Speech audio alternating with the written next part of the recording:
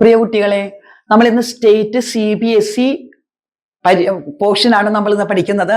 വളരെയധികം ഇമ്പോർട്ടന്റ് ആയിട്ടുള്ള, അതായത് നിങ്ങൾക്ക് നിങ്ങളുടെ ബോർഡ് എക്സാമിന് 6 മാർക്ക് ഷുവർ ആയിട്ടും കിട്ടുന്ന ഒരു പോർഷനാണ് ബാങ്ക് റിക്കൺസിലിയേഷൻ സ്റ്റേറ്റ്മെന്റ്. ഇതിൽ നിന്നും ഒരു ക്വസ്റ്റ്യൻ നിങ്ങൾക്ക് ഷുവർ ആണ്. അപ്പൊ ഇത് ഒത്തിരി കൺഫ്യൂഷൻ ഉണ്ടാക്കുന്ന ഒരു ചാപ്റ്റർ ആണ് കുട്ടികൾക്ക്.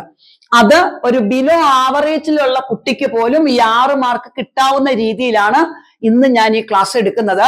അപ്പൊ അതുകൊണ്ട് എല്ലാവരും ഇത് അവസാനം വരെ കണ്ട നിങ്ങൾക്ക് 6 മാർക്ക് ഞാൻ നിങ്ങൾക്ക് ഗ്യാരണ്ടി തരാണ്. അപ്പൊ ബാങ്ക് റിക്കൺസിലിയേഷൻ സ്റ്റേറ്റ്മെന്റ് എന്താണെന്ന് നമുക്ക് ആദ്യം തന്നെ നോക്കാം. ബാങ്ക് റിക്കൺസിലിയേഷൻ സ്റ്റേറ്റ്മെന്റ് എന്ന് പറഞ്ഞാൽ, അതായത് it is a statement prepared by the account holder in order to reconcile the disagreement of the cash book balance and passbook balance. Cash book ബാലൻസിലെയും passbook ബാലൻസിലെയും ഡിസഗ്രിമെന്റ് എഗ്രി ചെയ്യിപ്പിക്കുന്നതിന് വേണ്ടിയിട്ട് account holder prepare ചെയ്യുന്ന ഒരു statement ആണ് bank reconciliation statement. അപ്പൊ ഇത് നമുക്ക് പാസ്ബുക്ക് ബാലൻസും ക്യാഷ് ബുക്ക് ബാലൻസും വെച്ച് നമുക്ക് ഇങ്ങനെ കമ്പയർ ചെയ്ത് പഠിക്കാം. പക്ഷെ ഇത് എപ്പോഴും കുട്ടികൾക്ക് കൺഫ്യൂഷൻ ഉണ്ടാക്കുന്ന ഒരു രീതിയാണ്. കുട്ടികൾക്ക് എപ്പോഴും പല ദിക്കിലും പഠിക്കുന്ന കുട്ടികൾ എൻ്റെ അടുത്ത് ട്യൂഷൻ വരുമ്പോൾ പറയുന്നുണ്ട്, ടീച്ചറെ ക്ലാസ്സിൽ ഇങ്ങനെ എടുത്തു, ഞങ്ങൾക്ക് തൊട്ട് മനസ്സിലാകുന്നില്ല എന്നുള്ളത്. അപ്പോ അതുകൊണ്ട് ഞാൻ എടുക്കുന്ന ഒരു മെത്തേഡാണ്. ഇപ്പോ നിങ്ങൾക്കത് ഷുവർ ആണ്, നിങ്ങൾക്ക് ഇത് പഠിച്ചു കഴിഞ്ഞാൽ നിങ്ങൾക്ക് മാർക്ക് പോകില്ല എന്ന് ഉറപ്പാണ്. അപ്പൊ നമുക്ക് അതിലേക്ക് കടക്കാം. അപ്പോ നമുക്ക് ബാങ്ക് റിക്കൺസിലിയേഷൻ സ്റ്റേറ്റ്മെന്റില് പാസ്ബുക്ക് ബാലൻസും ക്യാഷ് ബുക്ക് ബാലൻസുമാണ് നമുക്ക് തരുന്നത്. ക്യാഷ് ബുക്ക് ബാലൻസ് വച്ച് നമുക്ക് കുറെ ഡിസഗ്രിമെന്റ് നമുക്ക് തരും. നമ്മൾ ആ ഡിസഗ്രിമെന്റ് വച്ച് പാസ്ബുക്ക് ബാലൻസിലേക്ക് എത്തണം. അല്ലെങ്കിൽ നമുക്ക് തരുന്നത് പാസ്ബുക്ക് ബാലൻസും കുറെ ഡിസഗ്രിമെന്റും ആയിരിക്കും. ഈ ഡിസഗ്രിമെന്റ് പാസ്ബുക്ക് വെച്ച് നമ്മൾ സ്റ്റാർട്ട് ചെയ്ത് ക്യാഷ് ബുക്ക് ബാലൻസിലേക്ക് എത്തണം. അതാണ് നമ്മൾ ചെയ്യേണ്ടത്. അപ്പൊ നിങ്ങൾ ഒരേ ഒരു കാര്യം പഠിച്ചാൽ മതി. അതായത് ഞാൻ ഇവിടെ നിങ്ങൾക്ക് തന്നിരിക്കുന്ന ഈ ട്രിക്സ് നിങ്ങൾ യൂസ് ചെയ്താൽ നിങ്ങൾക്ക് ഉറപ്പാണ്, നിങ്ങൾക്ക് ഇതിന്റെ മാർക്ക് നിങ്ങൾക്ക് പോകില്ല എന്ന് ഉറപ്പാണ്. അപ്പൊ അത് നമുക്ക് എങ്ങനെയാണെന്ന് നോക്കാം. അതായത് നമ്മളിത് സ്റ്റാർട്ട് ചെയ്യുന്നത് ബാങ്ക് റിക്കൺസിലിയേഷൻ സ്റ്റേറ്റ്മെന്റ്, നമുക്ക് ചുരുക്കി BRS ഞാൻ കൊടുക്കാണ്. Bank reconciliation statement as on cash book balance.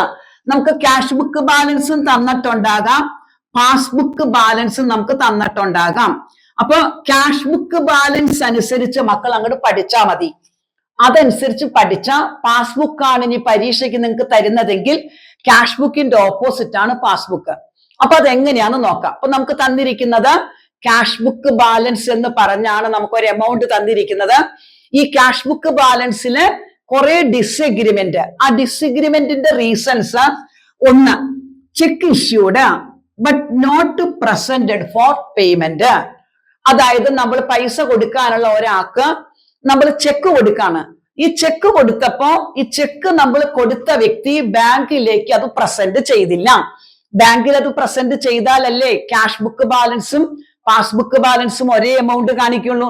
അപ്പൊ ക്യാഷ് ബുക്കിലെ എമൗണ്ടും പാസ്ബുക്കിലെ എമൗണ്ടും രണ്ടും രണ്ടായിട്ട് കാണിക്കുന്നതിന്റെ ഒരു റീസൺ ആണ് not presented for the bank. ബാങ്കിലേക്ക് അത് പ്രസന്റ് ചെയ്തില്ല, പേയ്മെന്റിന് വേണ്ടി ബാങ്കിലേക്ക് കൊടുത്തില്ല എന്ന്. അപ്പൊ നമ്മൾ ചെയ്യേണ്ടത്, ക്യാഷ് ബുക്ക് ബാലൻസ് ആണ് നമുക്ക് ക്വസ്റ്റ്യനിൽ തന്നിരിക്കുന്നതെങ്കിൽ അത് നമ്മൾ ആ ക്യാഷ് ബുക്ക് ബാലൻസിന്റെ കൂടെ നമ്മൾ ആഡ് ചെയ്യണം. അതിന്റെ കണക്ക് നമുക്ക് അടുത്ത ക്ലാസ്സിൽ ചെയ്യാം. ഇതിപ്പോ ഞാനൊന്ന് പഠിപ്പിച്ചിട്ട് അടുത്ത ക്ലാസ്സിൽ കണക്കിലേക്ക് കടക്കാൻ ഓർത്തിട്ടാണ്. അപ്പൊ ക്യാഷ് ബുക്ക് ബാലൻസ് ആണ് നമുക്ക് തന്നിരിക്കുന്നതെങ്കിൽ cheque issued but not presented for payment എന്ന് തന്നാൽ അത് നമ്മൾ ആഡ് ചെയ്യണം. ഇനി അങ്ങനെ നമുക്ക് cheque issued but not presented for payment പറയുമ്പോ, ഇപ്പൊ ഒരു 4000 രൂപയുടെ ചെക്കാണ് ഇഷ്യൂ ചെയ്തേക്കണത്. ക്വസ്റ്റ്യനിലെ മക്കളോട് പറയാണ്, അപ്പൊ ഡേറ്റ് നമുക്ക് തന്നിരിക്കുന്നത് ഇപ്പൊ March 31 ആണ് ക്ലോസിംഗ് ഡേറ്റ് നമുക്ക് തന്നിരിക്കുന്നതെങ്കിൽ 4500 രൂപയുടെ ചെക്ക് ഇഷ്യൂ ചെയ്തു. ഇതില് 1500 പ്രസന്റ് ചെയ്തു എന്നാണ് പറഞ്ഞേക്കണത്. 1500 പ്രസന്റ് ചെയ്തെങ്കിൽ ബാക്കി പ്രസന്റ് ചെയ്യാത്ത എമൗണ്ട് ആണ് നമുക്ക് വേണ്ടത്. നമുക്ക് ഡിസഗ്രിമെന്റിന്റെ എമൗണ്ട് ആണ് നമുക്ക് വേണ്ടത്. അപ്പൊ നമ്മള് അവിടെ ഡിഫറൻസ്, ആ കൊടുക്കാത്ത എമൗണ്ട് നമ്മൾ ക്യാഷ് ബുക്ക് ബാലൻസിന്റെ ഒപ്പം ആഡ് ചെയ്യണം. അടുത്തത്, cheque directly deposited into bank by the customer. അപ്പൊ നമുക്ക് പൈസ തരാം, ബിസിനസ്സിലേക്ക് പൈസ കൊടുക്കാനുള്ള ഒരാള് അത് ബിസിനസ്സിലേക്ക് കൊടുക്കാതെ ബാങ്കിലേക്ക് ഡയറക്റ്റ് ആയിട്ട് കൊടുക്കാണ്. അപ്പോ ഡയറക്റ്റ് ആയിട്ട് ബാങ്കിലേക്ക് കൊടുക്കുമ്പോഴും ക്യാഷ് ബുക്ക് ബാലൻസും പാസ്ബുക്ക് ബാലൻസും രണ്ടും രണ്ട് എമൗണ്ട് ആയിരിക്കും കാണിക്കുന്നത്. അപ്പോ അത് നമ്മൾ എന്ത് ചെയ്യും? Cheque directly deposited into bank by the customer but not recorded എന്ന് തന്നാൽ അത് നമ്മൾ ക്യാഷ് ബുക്ക് ബാലൻസിന്റെ കൂടെ നമ്മളത് ആഡ് ചെയ്ത് കാണിക്കണം. അതുപോലെ തന്നെ interest and dividend collected by the bank. Bank collect ചെയ്തേക്കണ ഇൻട്രസ്റ്റ്, അതുപോലെ തന്നെ ഡിവിഡന്റ്. അതായത് ഇത്രയും മക്കൾ ഓർത്താൽ മതി. ഇൻകം ആണെങ്കിൽ നമ്മൾ ക്യാഷ് ബുക്കിന്റെ കൂടെ നമ്മൾ ആഡ് ചെയ്യണം. അപ്പൊ ഇൻകം ആണെന്നുണ്ടെങ്കിൽ അപ്പൊ അത് കളക്ട് ചെയ്തേക്കണ്ടാണ്, ഇൻകം ആണ്, അത് നമ്മൾ ക്യാഷ് ബുക്കിന്റെ കൂടെ നമ്മൾ ആഡ് ചെയ്യണം. അടുത്ത item direct collections made by the bank. Bank നേരിട്ട് നടത്തിയിരിക്കുന്ന കളക്ഷൻസ് അതും നമ്മൾ ക്യാഷ് ബുക്കിന്റെ കൂടെ ആഡ് ചെയ്യണം. പിന്നെ നമുക്ക് തന്നിരിക്കുന്നത് there is a wrong credit made by the bank.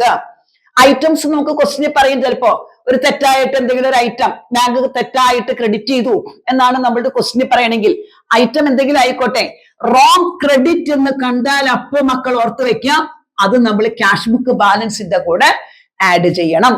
അതുപോലെ തന്നെ ബില്ല് റിയലൈസ്ഡ്, ബില്ലിന്റെ ഒക്കെ എമൗണ്ട് കൊടുത്തു എന്നൊക്കെ പറഞ്ഞ ക്യാഷ് ബുക്കിന്റെ കൂടെ നമ്മൾ ആഡ് ചെയ്യണം. അപ്പൊ ഇത്രയും ഐറ്റം നമ്മൾ ക്യാഷ് ബുക്ക് ബാലൻസ് ആണ് നമുക്ക് തന്നിരിക്കുന്നതെങ്കിൽ നമ്മൾ അതിന്റെ കൂടെ നമ്മൾ ആഡ് ആണ് ചെയ്യേണ്ടത് എന്ന് ഓർത്ത് വെക്കാം. അപ്പൊ നമുക്ക് ഇതിന്റെ കണക്ക് നമുക്ക് അടുത്ത ക്ലാസ്സിൽ ചെയ്യാം. അപ്പൊ ഐറ്റംസ് ആദ്യം പഠിച്ചു വെക്കാം. ഇനി നമുക്ക് ലെസ് ആണ് തന്നേക്കുന്നത്, ഏതൊക്കെ ഐറ്റംസ് കുറച്ച് കാണിക്കുന്നുള്ളത്. അതായത് cheque paid into bank but not collected by the bank. ബാങ്കിലേക്ക് ചെക്ക് കൊടുത്തു, പക്ഷെ ബാങ്ക് അത് കളക്ട് ചെയ്തിട്ടില്ല. അപ്പൊ ചെക്ക് ബാങ്കിലേക്ക് കൊടുത്തു, ബാങ്ക് കളക്ട് ചെയ്തില്ല എന്ന് പറഞ്ഞാൽ ക്യാഷ് ബുക്ക് ബാലൻസും പാസ്ബുക്ക് ബാലൻസും രണ്ടും രണ്ട് എമൗണ്ട് ആയിരിക്കും കാണിക്കുന്നത്. അപ്പൊ അത് മൈനസ് ചെയ്യാം. ഈ കളക്റ്റഡ് എന്നുള്ളതിന് പകരം ചിലപ്പോൾ നിങ്ങൾക്ക് ക്വസ്റ്റ്യൻ തരുന്നത് cheque paid into bank but not credited, അല്ലെങ്കിൽ ബട്ട് നോട്ട് ക്ലിയർഡ്, അല്ലെങ്കിൽ അത് ഒമിറ്റ് ചെയ്തു എന്നൊക്കെ പറയാട്ടോ. അപ്പൊ അതിന്റെ മറ്റുള്ള സെന്റൻസുകളാണ് ഞാൻ ഇവിടെ കാണിച്ചേക്കുന്നത്. Cheque paid into bank but not collected, അല്ലെങ്കിൽ ബട്ട് നോട്ട് ക്രെഡിറ്റഡ്, അല്ലെങ്കിൽ ബട്ട് നോട്ട് ക്ലിയർഡ്, ബാങ്ക് അത് ക്ലിയർ ചെയ്തില്ല എന്ന് പറഞ്ഞാൽ നമ്മൾ ക്യാഷ് ബുക്ക് ബാലൻസ് അനുസരിച്ചാണ് നമ്മൾ ചെയ്യുന്നതെങ്കിൽ നമ്മളത് മൈനസ് ആണ് ചെയ്യേണ്ടത്. അതുപോലെ ബാങ്ക് ചാർജസ് ചാർജ്ഡ് എന്ന് പറഞ്ഞാൽ ബാങ്കിന് എന്തെങ്കിലും എക്സ്പെൻസ് ബാങ്ക് ചാർജ് ചെയ്യാണ്. അപ്പൊ ഇൻട്രസ്റ്റ് എന്നോ അങ്ങനെ എന്തെങ്കിലും ഐറ്റം പറയാം. അപ്പൊ ഓർത്ത് വെക്കാം, ബാങ്ക് ചാർജസ് എക്സ്പെൻസ് ആണ്. നമ്മൾ ഇവിടെ പറഞ്ഞു ഇൻകം നമ്മൾ ആഡ് ആണെന്ന് പറഞ്ഞിരുന്നു അല്ലേ. ഇൻട്രസ്റ്റ് ഡിവിഡന്റ് ഇതൊക്കെ കളക്ട് ചെയ്യുമ്പോൾ ഇൻകം ആണെന്ന് പറഞ്ഞിരുന്നു. ഇൻകം നമ്മൾ ക്യാഷ് ബുക്കിന്റെ കൂടെ ആഡ് ആണ് ചെയ്യുന്നത്. ഇത് ബാങ്ക് ചാർജസ് എന്ന് പറയുമ്പോൾ അത് എക്സ്പെൻസ് ആണ്. അപ്പൊ എക്സ്പെൻസ് നമ്മൾ ക്യാഷ് ബുക്കിൽ നിന്നും മൈനസ് ആണ് ചെയ്യുന്നത്. അപ്പൊ ക്വസ്റ്റ്യനിൽ എന്ത് ഐറ്റം ആയാലും അത് എക്സ്പെൻസ് ആയിട്ടാണ് നമുക്ക് തരുന്നതെങ്കിൽ നമ്മൾ അത് ക്യാഷ് ബുക്കിൽ നിന്ന് അത് ഡിഡക്റ്റ് ആണ് ചെയ്യേണ്ടത്. അതുപോലെ തന്നെ അപ്പൊ അത് ഇൻട്രസ്റ്റ്, ഞാനൊരു എക്സാമ്പിൾ പറഞ്ഞതാണ്. ഇൻട്രസ്റ്റ് ചാർജ് എന്ന് പറഞ്ഞാൽ അത് നമ്മൾ ചാർജ് ചെയ്തേക്കുന്നതാണ്, എക്സ്പെൻസ് ആണ്. അപ്പൊ അത് നമ്മൾ ഡിഡക്ട് ചെയ്യും. ഇനി അതുപോലെ തന്നെ ചെക്ക് അല്ലെങ്കിൽ ബില്ല് ഡിസോണേഡ്. നമ്മൾ ഇവിടെ പറഞ്ഞിരുന്നു ചെക്ക് റിയലൈസ് ചെയ്തു എന്ന് പറഞ്ഞപ്പോ നമ്മൾ എന്താ ചെയ്തേ? ആഡ് ചെയ്തു.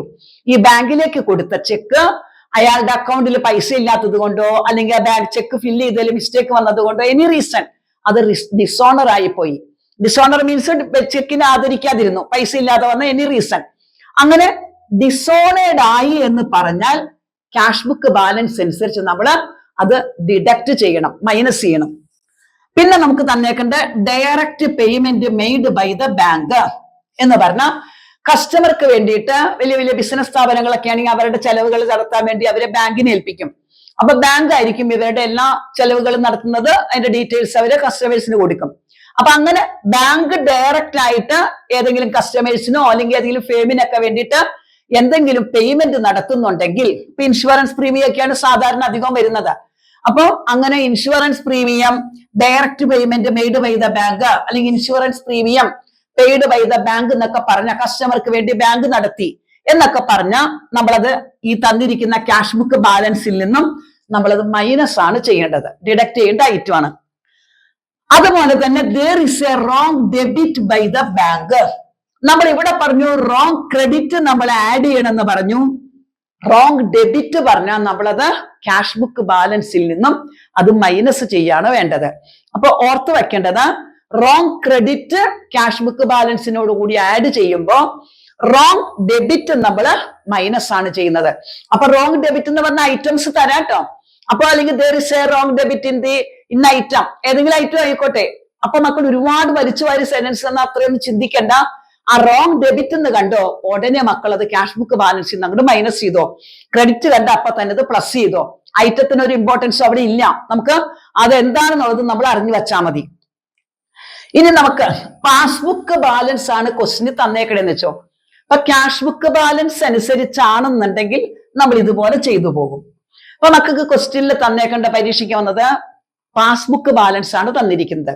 ഈ പാസ്ബുക്ക് ബാലൻസ് ആണ് തന്നിരിക്കുന്നതെങ്കിൽ ഇതിന്റെ ഓപ്പോസിറ്റ് ആണ് വരുന്നത്. അതായത് ഇവിടെ നമ്മൾ ലെസ് ചെയ്ത എല്ലാ ഐറ്റവും നമ്മൾ ആഡ് എന്ന് കൊടുത്തിട്ട് ഇതെല്ലാം നമ്മൾ അതിന്റെ കൂടെ ആഡ് ചെയ്യും. അപ്പൊ ബാലൻസ് ആസ് പെർ പാസ്ബുക്ക് എന്ന് പറഞ്ഞ് പാസ്ബുക്കിലെ ആൻസർ നമുക്ക് ക്വസ്റ്റ്യനിൽ അവർ തന്നിട്ടുണ്ടാകും. അത് വച്ചാണ് നമ്മൾ സ്റ്റാർട്ട് ചെയ്യുന്നത്. ആ പാസ്ബുക്ക് ബാലൻസിന്റെ കൂടെ ഇവിടെ നമ്മൾ ക്യാഷ് ബുക്കില് നമ്മൾ ഇവിടെ ആഡ് ചെയ്ത എല്ലാ ഐറ്റവും പാസ്ബുക്ക് അനുസരിച്ച് മൈനസ് ചെയ്യും. ക്യാഷ് ബുക്ക് അനുസരിച്ച് മൈനസ് ചെയ്ത എല്ലാ ഐറ്റവും നമ്മൾ പാസ്ബുക്ക് അനുസരിച്ച് ആഡ് ചെയ്യും. ഓപ്പോസിറ്റ് ആണ് വരുന്നത്. അത്ര ഓർത്ത് വെച്ചാൽ മതി. പിന്നെ എപ്പോഴും നമുക്ക് ഓർത്ത് വെക്കേണ്ടത് ഈ ക്യാഷ് ബുക്ക് ബാലൻസ് വേറൊരു കാര്യം എന്താന്ന് വെച്ചാൽ നമുക്ക് ഫേവറബിൾ ബാലൻസ് ചിലപ്പോൾ നിങ്ങളോട് ക്വസ്റ്റ്യൻ പറയും. ക്യാഷ് ബുക്ക് ഫേവറബിൾ ബാലൻസ് എന്ന് പറഞ്ഞാൽ ക്യാഷ് ബുക്ക് ഡെബിറ്റ് ആണ്. ക്യാഷ് ബുക്ക് ഡെബിറ്റ് വരുമ്പോഴാണ് ഫേവറബിൾ ആകുന്നത്. നമുക്ക് കൊടുക്കാൻ, അതായത് ബാങ്കിൽ നമുക്ക് അക്കൗണ്ടിൽ പൈസയുള്ള കേസാണത്. അതാണ് ക്യാഷ് ബുക്കിലെ ഡെബിറ്റും പാസ്ബുക്കിലെ ക്രെഡിറ്റും വരുന്നത് കേട്ടോ. ഓപ്പോസിറ്റ് വന്നാൽ അത് ഓവർ ഡ്രാഫ്റ്റ് ആണ്. ക്യാഷ് ക്രെഡിറ്റും പാസ്ബുക്ക് ഡെബിറ്റും നമ്മൾ തന്ന അത് ഓവർ ഡ്രാഫ്റ്റ് ആണ്. ഓവർ ഡ്രാഫ്റ്റ് ഇതിന്റെ ഓപ്പോസിറ്റ് വരും. നമുക്ക് ഇത് ആദ്യം പഠിച്ചിട്ട് നമുക്ക് ഓവർ ഡ്രാഫ്റ്റിലേക്ക് പോകാം. അപ്പൊ ഓർത്ത് വെക്കാം, ക്യാഷ് ബുക്ക് ഡെബിറ്റ് എന്ന് പറഞ്ഞാൽ അത് നമുക്ക് ഫേവർ ആയിട്ടുള്ള കണ്ടീഷൻ ആണ്. അത് ക്യാഷ് ക്രെഡിറ്റ് എന്നാണ് പറയണെങ്കിൽ അൺഫേവർ ആണ്, കൊടുക്കാൻ നമ്മുടെ കയ്യിൽ പണം ഇല്ലാത്ത കേസാണ്. അപ്പൊ ക്യാഷ് ബുക്ക് ഡെബിറ്റ് എന്ന് പറഞ്ഞാൽ അത് ഫേവർ ആണെന്ന് ഓർത്ത് വെക്കാം. പാസ്ബുക്കിലെ ക്രെഡിറ്റും ഫേവർ ആണ് എന്ന് ഓർത്ത് വെക്കാം. അപ്പൊ നമുക്ക് ഇവിടെ തന്നിരിക്കുന്ന ഈ ഐറ്റംസ് വെച്ച് നമ്മൾ പാസ്ബുക്ക് ഓപ്പോസിറ്റ് ചെയ്തു. ഇനി വേറൊരു ട്രിക്സ് ഞാൻ പറഞ്ഞു തരാണ്. ഐറ്റംസ് എന്തെങ്കിലും ആയിക്കോട്ടെ, പാസ്ബുക്കിലെ ഓർത്ത് വെക്കാം there is a debit in the passbook. ഐറ്റത്തിന് മക്കൾ ഇമ്പോർട്ടൻസ് കൊടുക്കണ്ട. പാസ്ബുക്കില് ഒരു ഡെബിറ്റ് ഒരെണ്ണം പഠിച്ചാൽ മതി, കമ്പയർ ചെയ്ത് ബാക്കിയെല്ലാം പഠിക്കാം. അതിനാണ് ഞാൻ ഇത് കാണിച്ചു തരുന്നത്. അതായത് പാസ്ബുക്കിലെ ഡെബിറ്റ്, പാസ്ബുക്ക് ബാലൻസ് ആണ് നമുക്ക് തന്നിരിക്കുന്നതെങ്കിൽ നമ്മൾ ആഡ് ചെയ്യണം. ഒരൊറ്റ സംഭവം കൊണ്ട് 4 കാര്യം നമുക്ക് പഠിക്കാം. ഈ ഒരു സംഭവത്തിൽ നമുക്ക് 4 കാര്യങ്ങളാണ് നമ്മൾ പഠിക്കുന്നത്. അതായത് പാസ്ബുക്കില് ഡെബിറ്റ് എന്ന് പറഞ്ഞിട്ട് എന്ത് ഐറ്റെങ്കിലും ആയിക്കോട്ടെ, ഐറ്റത്തിന് അവിടെ നോ ഇമ്പോർട്ടൻസ്. അപ്പോ ഏത് ഐറ്റം ആയാലും പാസ്ബുക്കിൽ ഒരു ഡെബിറ്റ് ഉണ്ടെന്ന് പറഞ്ഞാൽ ക്വസ്റ്റ്യനിൽ നമുക്ക് തന്നേക്കണ പാസ്ബുക്ക് ബാലൻസ് ആണെങ്കിൽ ഓർത്ത് വെക്കാം ആഡ് ചെയ്യണം. അപ്പൊ ബാക്കി 3 ഐറ്റം ഏതായിരിക്കും? പാസ്ബുക്കിൽ ക്രെഡിറ്റ് ആണ് നമുക്ക് തന്നിരിക്കുന്നതെങ്കിൽ there is a credit in the passbook. Item എന്തെങ്കിലും ആയിക്കോട്ടെ, പാസ്ബുക്കിൽ ക്രെഡിറ്റ് ആണ്, പാസ്ബുക്ക് ബാലൻസ് ആണ് നമുക്ക് അവർ ഗിവൺ തന്നിരിക്കുന്നതെങ്കിൽ നമ്മളത് മൈനസ് ചെയ്യും. അപ്പൊ നിങ്ങൾക്ക് പരീക്ഷയ്ക്ക് എപ്പോഴും നിങ്ങൾ ക്വസ്റ്റ്യൻ പേപ്പർ കിട്ടിയില്ലേ, ആ ക്വസ്റ്റ്യൻ പേപ്പറിൽ സൈഡിൽ അങ്ങോട്ട് എഴുതിയിട്ടാൽ മതി. ഈ സംഭവം എന്റെ കുട്ടികളൊക്കെ അങ്ങനെയാണ് ചെയ്യുന്നത്. അതായത് തെറ്റിപ്പോകാതിരിക്കാൻ വേണ്ടിയിട്ട് ഐറ്റം അങ്ങോട്ട് എഴുതിയിട്ടാൽ മതി. അപ്പൊ ഓർത്ത് വെച്ചാൽ മതി, പാസ്ബുക്കിലെ ഡെബിറ്റ് പാസ്ബുക്ക് ബാലൻസ് ആഡ് ചെയ്യും, പാസ്ബുക്കിലെ ക്രെഡിറ്റ് പാസ്ബുക്ക് അനുസരിച്ച് ലെസ് ചെയ്യും. അപ്പൊ ക്യാഷ് ബുക്ക് എങ്ങനെയായിരിക്കും? ക്യാഷ് ബുക്കിലാണ് നമുക്ക് തന്നേക്കണതെങ്കിൽ അത് അതിന്റെ ഓപ്പോസിറ്റ് ആയിരിക്കും വരുന്നത്. അപ്പോ ഇതിന്റെ കണക്കുകൾ നമുക്ക് അടുത്ത ക്ലാസ്സിൽ നമുക്ക് ഒരു ക്വസ്റ്റ്യൻ നിങ്ങൾക്ക് ഞാൻ തരുന്നതാണ്. അപ്പൊ നിങ്ങൾക്ക് ഇത് കൃത്യമായിട്ട് പഠിച്ചു കഴിഞ്ഞാൽ ആ കണക്ക് ചെയ്യുമ്പോൾ വളരെയധികം ഈസി ആയിട്ട് അത് ചെയ്യാൻ പറ്റും. പിന്നെ ഞാൻ നിങ്ങൾക്ക് ഉറപ്പ് തരുന്നു, നിങ്ങൾക്ക് ഒരു കാരണവശാലും ഇത് പഠിച്ചു കഴിഞ്ഞ കുട്ടിക്ക് ഒരിക്കലും ബാങ്ക് റിക്കൺസീലിയേഷൻ സ്റ്റേറ്റ്മെന്റിൽ 6 മാർക്ക് പോകില്ല. അത് ഉറപ്പാണ്, ഗ്യാരണ്ടിയാണ്. ഇത്രയും ഐറ്റംസേ നമുക്ക് മാക്സിമം മനസ്സിലാക്കാനുള്ളൂ. ഈ പാസ്ബുക്കും ക്യാഷ് ബുക്കും നമ്മൾ കമ്പയർ ചെയ്ത് പഠിക്കുന്നത് വളരെയധികം കൺഫ്യൂഷൻ ഉണ്ടാക്കുന്ന ഒരു കാര്യമാണ്. അത് നിങ്ങൾ അങ്ങോട്ട് മറന്നേക്കാം. നിങ്ങൾ ഇത് മാത്രം പഠിച്ചാൽ നിങ്ങൾക്ക് ഷുവർ ആയിട്ടും 6 മാർക്ക് നിങ്ങൾക്ക് സ്കോർ ചെയ്യാൻ പറ്റും. അപ്പോ വീഡിയോ നിങ്ങൾക്ക് ഇഷ്ടപ്പെട്ടെങ്കിൽ നിങ്ങൾ അത് ലൈക്ക് ചെയ്യുക, കമന്റ് ചെയ്യുക. നിങ്ങളുടെ കൂട്ടുകാർക്ക്, ഇത് ഒട്ടുമിക്ക കുട്ടികൾക്കും ഡൗട്ട് വരുന്ന ഒരു സംഭവമാണ്. അപ്പൊ നിങ്ങൾക്ക് നിങ്ങളുടെ ഫ്രണ്ട്സിന് ഇത് ഷെയർ ചെയ്യുക. ആ കുട്ടികളും 6 മാർക്ക് ഇത് വാങ്ങിച്ചെടുക്കട്ടെ. അപ്പോൾ ഇനി നമുക്ക് അടുത്ത ക്ലാസ്സിൽ ഇതിന്റെ ഒരു ക്വസ്റ്റ്യൻ നമുക്ക് ചെയ്യണം. അപ്പോൾ അതുകൊണ്ട് അടുത്ത ക്ലാസ്സിലേക്ക് നമുക്കിത് എടുക്കാവുന്നതാണ്. അപ്പോൾ ഓക്കെ.